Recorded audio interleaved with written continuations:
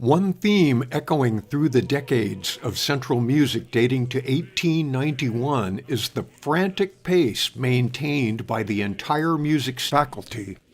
Always on the move, working from early in the morning until late at night, the yearbook and student newspaper staff could rarely shoot a photo of the entire faculty together.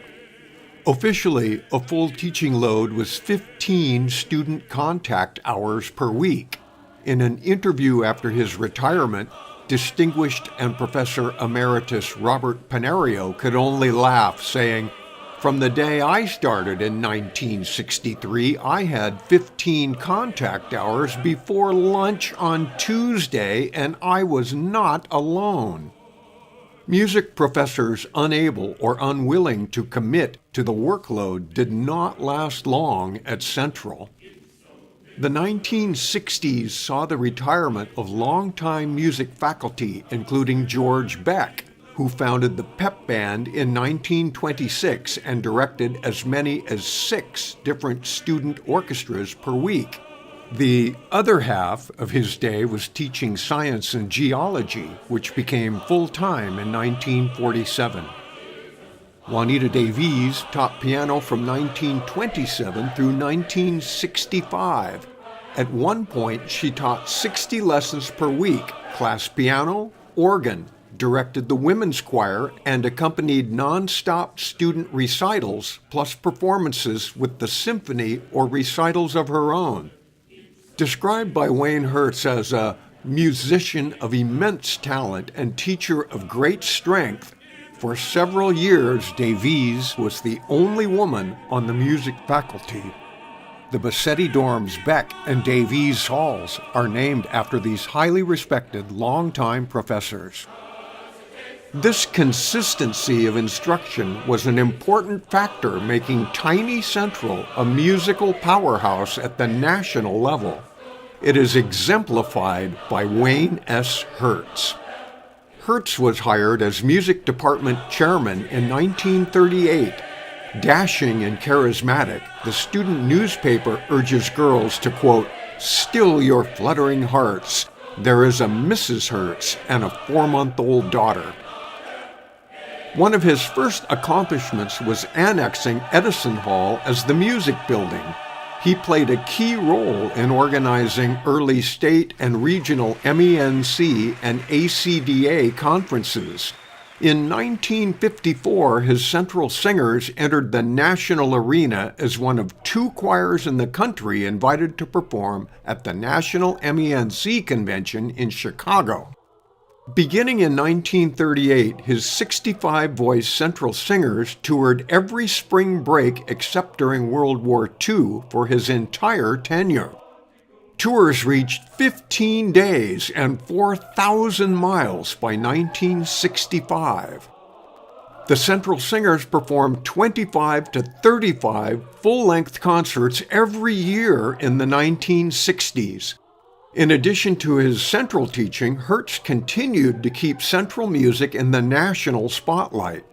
A few 1960s highlights include Toastmaster at National MENC Atlantic City, conducting the all-state choirs in Hawaii, Idaho, Florida, Guam, British Columbia, the Bahamas, an all-Canada choir twice, 3 all-Northwest choirs, plus conducting important concerts in Los Angeles and Washington, D.C. He was a judge for the New York Metropolitan Opera auditions, was nominated as president of National MENC, organized 2 national MENC conventions, advised the United States State Department on cultural activities in New York and Washington, D.C. He was on the 5-member panel revising the National Music Education Test at Princeton. In spring quarter 1970, he conducted 6 different festival choirs and adjudicated several choral contests. The 1961 Central Yearbook is dedicated to Wayne Hertz. After a lengthy construction process, Hertz Hall opened in January of 1964. The Messiah was first performed every fall at Central beginning in 1930 and every fall of the Hertz tenure, usually with orchestra, either student or faculty soloists, and followed a few weeks later by the annual Christmas concert. The dormitories had their own choirs competing every fall, adjudicated by Hertz and other faculty.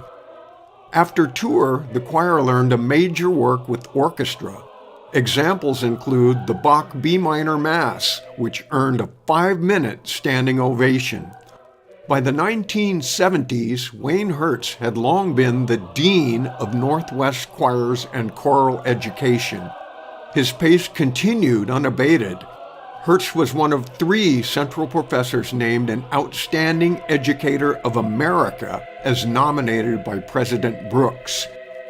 Hertz conducted the NORAD Band and a 1,000-voice choir at the opening ceremony of Expo 74 in Spokane, with President and Mrs. Nixon in attendance. May 25, 1974 was declared Wayne Hertz Day in Washington State by Governor Daniel J. Evans. There is no official written documentation of the May 25, 1974 Hertz retirement concert, but an LP record was pressed. On May 25, 1992, at age 84, Hertz returned to Central from retirement to conduct the world premiere performance of Robert Panario's Te Deum as part of the CWU Centennial Celebration. Panario sang in Hertz choirs as a student and was hired by Hertz to join the Central faculty. Panario dedicated his Te Deum to Hertz and asked him to conduct. There is a full-length concert video. The CWU archives contain a revealing recorded interview and transcript from Hertz and Panario made immediately after the concert. When asked to sing Happy 100th Birthday to Central, Hertz responded, "Well, I could sing it, but I won't because my voice at this age has gotten a little raspy. But I wish them all the success in the next 100 years, as I know it's going to be. This is a natural here. This is it. This is Central. Happy birthday." Hertz Hall will come down to make room for the new Health Sciences Building. There are plans in the budget for a new fine arts facility in the 2020s. Professor Emeritus Wayne S. Hertz would pass in 1996 at age 88.